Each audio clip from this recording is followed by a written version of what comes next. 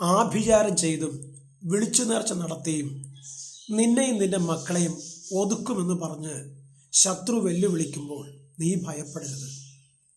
കാരണം നിന്നോട് വാക്ക് പറഞ്ഞത് സർവശക്തനായ ദൈവമാണ്. ഒരു നാളും ഞാൻ നിന്നെ അനാഥനായി വിടുകയില്ലെന്ന്.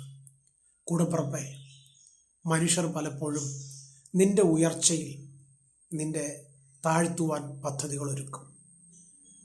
നിന്റെ സ്നേഹിതരെ കൂട്ടുപിടിച്ച് നിന്റെ കുഞ്ഞുങ്ങളുടെ ഭാവിയെ നശിപ്പിച്ച് നിന്നെ ദേശത്തിൻ്റെ മുമ്പിൽ തലകുനിപ്പിക്കാൻ ശത്രു നോക്കും.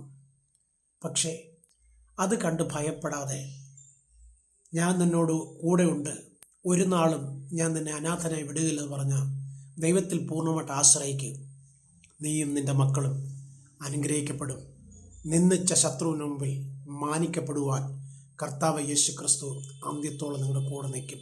വിശ്വസിക്കാൻ കഴിയുമെങ്കിൽ ദൈവമുഖത്തേക്ക് നോക്കി ഒരു ആമേൻ പറ. എന്നെ ശക്തനാക്കുന്നൊരു മുഖാന്തരം ഞാൻ സകലത്തിൽ മതിയാകുന്നു പറ. വിശ്വസിച്ച് ദൈവത്തിന് മഹത്വം കൊടുക്ക്.